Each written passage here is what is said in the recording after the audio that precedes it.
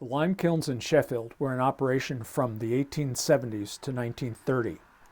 During that time, the population of the United States grew threefold, from 40 million to 120 million people. This created an enormous demand for the raw materials needed in the fabrication of housing and transportation.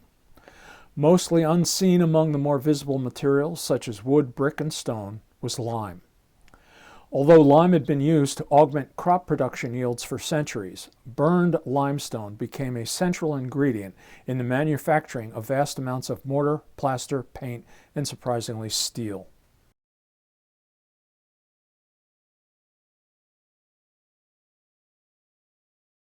At full production, the 5 kilns produced 75 to 100 barrels of lime a week.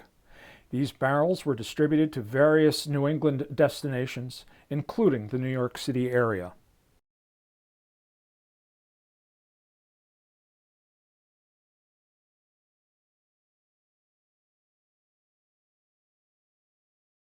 The burning of limestone was accomplished by burning wood in large quantities. So-called cordwood, cut in 4-foot lengths and stacked 4 feet high, would have created 4 to 5 separate piles, each of which would have stretched to 300 feet in length.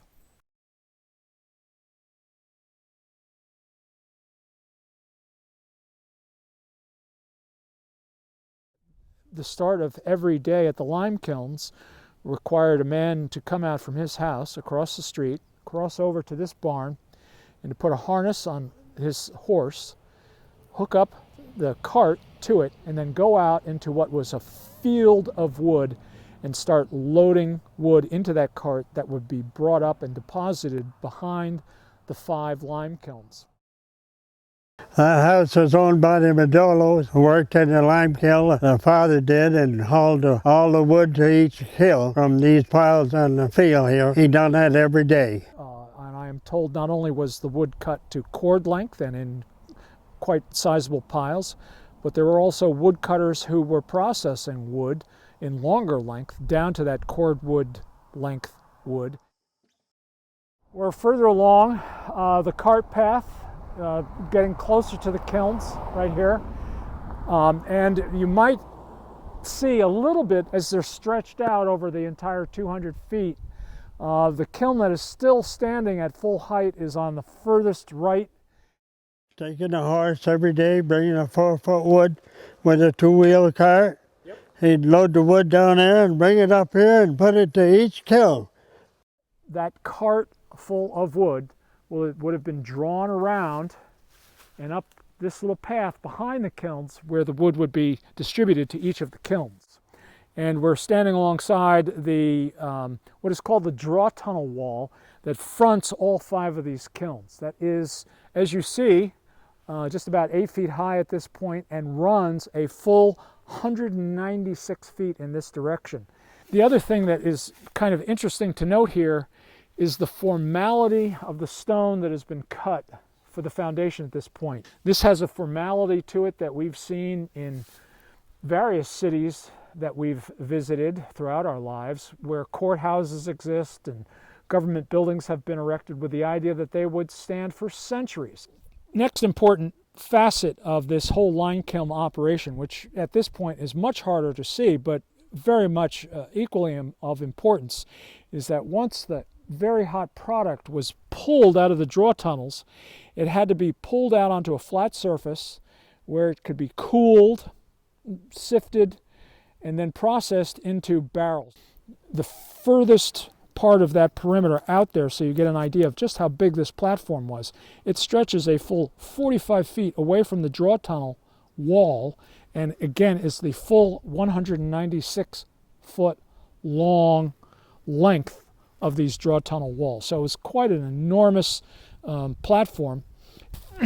Underneath my feet right now you can see the stone that was laid for that perimeter of that platform, and it comes all the way out to here and then stretches that full 196 feet down.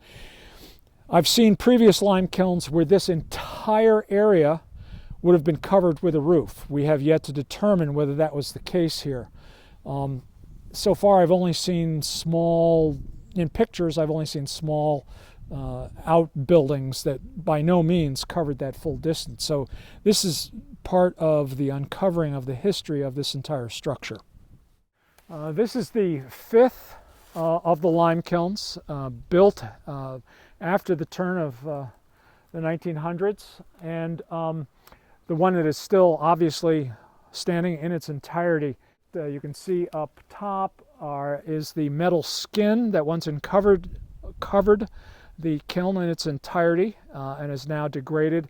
That skin served two purposes, not only to protect the brick understructure from the elements, but it also became an attachment point for a wooden trestle which brought small, narrow gauge cars of the limestone over to the very top of the mouth of the kiln up there. There's a little turntable up there? Yeah, that's right. Had a turntable for each cart to dump into the lime kiln. They would turn the cart around and they would push it over to the lime kiln and dump it into the strip the liver and dump it into the kiln. So where it was then distributed into the kiln, and this entire kiln would have been filled with those limestone rocks. What we have here is basically, I have taken that one entire tree that I cut up into 4-foot lengths, 10 pieces, and I have put them in the feeds where the fire was being burned in the lime kilns. And you can see that that doesn't even fill up half of what these circular cylinders contain.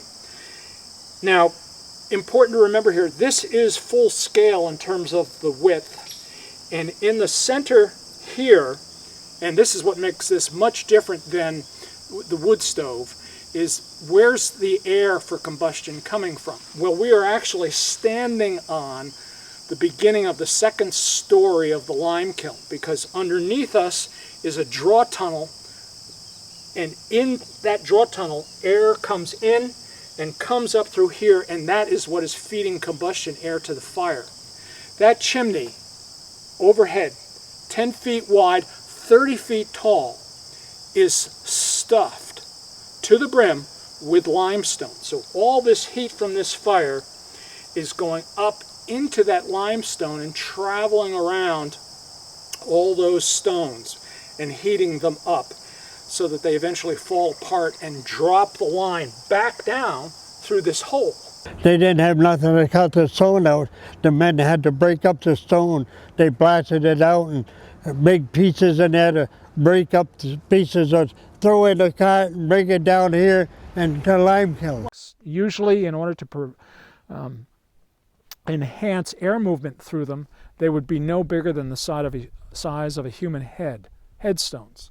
A stone would dissolve into lime, and they had a drawer on the bottom, would draw out the lime and put it on, dump it on the floor, and then screen it and put it in barrels and ship it down to the railroad. Also, the finished burnt lime would fall down through that draw tunnel, where it would be collected and brought out onto this large platform that exists out here, so that it could be cooled, processed, raked, put into barrels, and then shipped down to a storage facility in an old big barn closer to the railroad tracks.